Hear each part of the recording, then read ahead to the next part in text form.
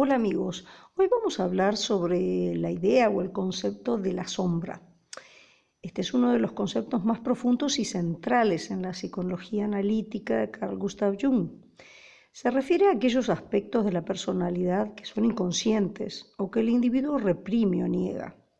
Estos aspectos pueden incluir impulsos, deseos, características o comportamientos que no encajan con la autoimagen consciente, con las normas sociales.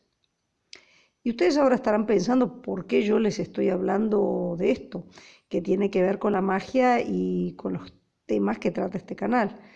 Pues como verán, tiene y mucho. La sombra se forma a partir de aquellas partes de nuestra psique que por diferentes razones no hemos integrado en nuestra conciencia. Desde una edad temprana aprendemos a identificar ciertos comportamientos o sentimientos como inaceptables, vergonzosos o peligrosos. Estos pueden ser rasgos negativos, como puede ser la agresividad, la envidia, la codicia, pero también pueden incluir aspectos positivos que no se alinean con nuestra identidad consciente.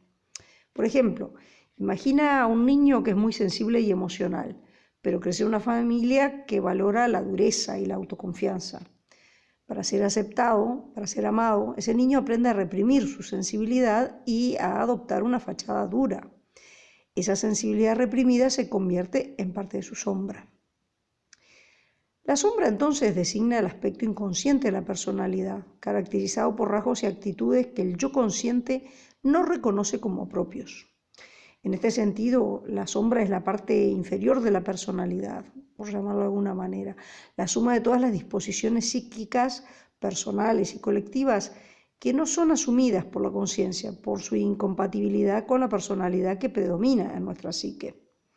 Estos contenidos rechazados no desaparecen por sí mismos y cuando cobran cierta autonomía se constituyen como un agente antagonista del yo, que mina los esfuerzos de este para conseguir determinadas cosas. Si siguen este canal sabrán que el agente mágico por antonomasia es nuestro inconsciente. ¿Van viendo entonces ahora la razón por la que tenemos que tocar el tema? Bueno, sigamos. Como decíamos, la sombra no desaparece por sí misma, sino que se manifiesta de manera indirecta, a menudo en formas destructivas o perturbadoras.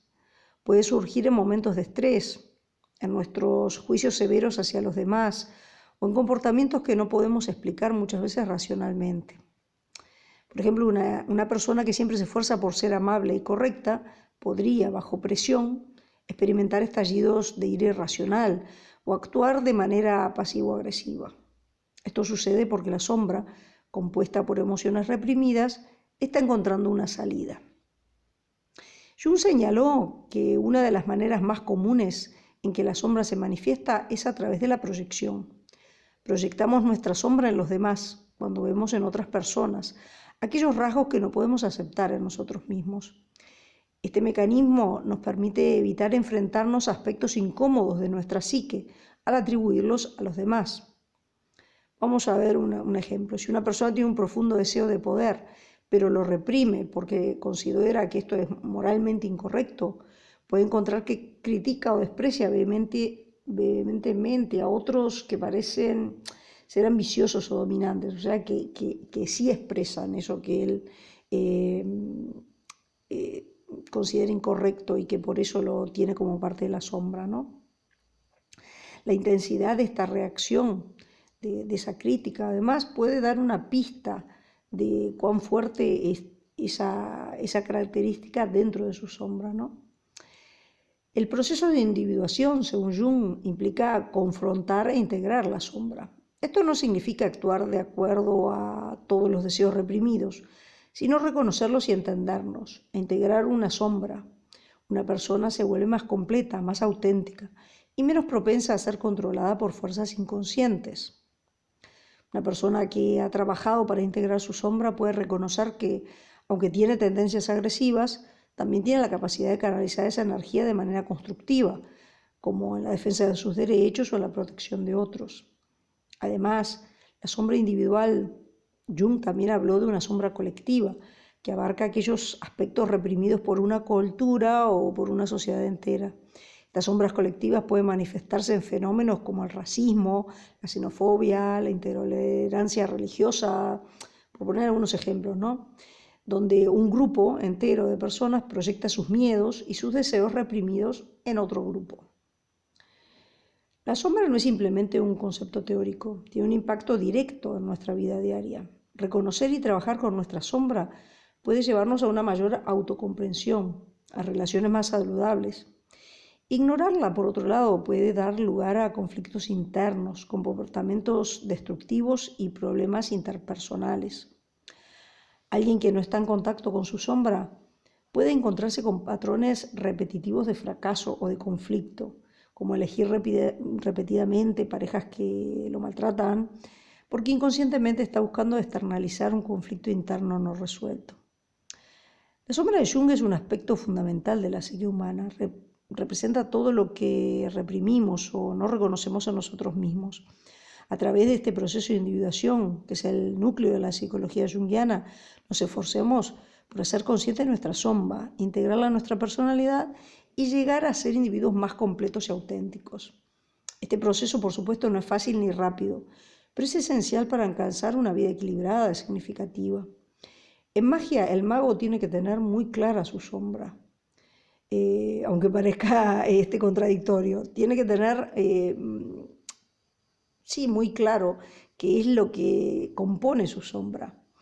¿Por qué? Porque como sabemos que el inconsciente va a ser el que trabaje en nuestra magia, podemos tener el enemigo en casa si no lo reconocemos, si no lo miramos cara a cara.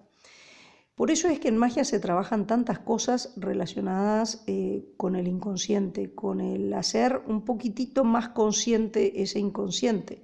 Por supuesto, siempre va a haber partes que es muy difícil llegar, pero de alguna manera, por reflejos o por actitudes, podemos tener una idea de qué está constituida nuestra sombra.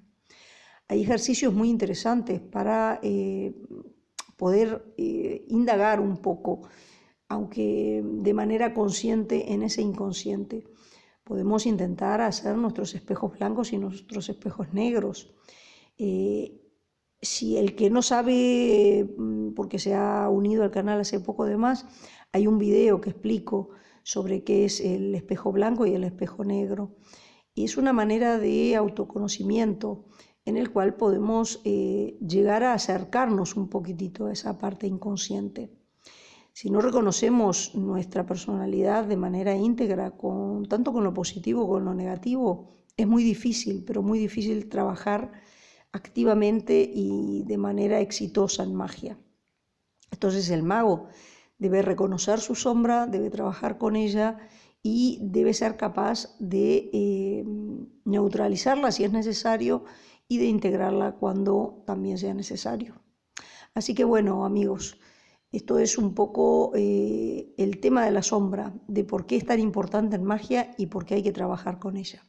Espero que les haya sido interesante este tema y cualquier cosa me dejan algún comentario. Saludos y nos vemos en la próxima. Chao, chao.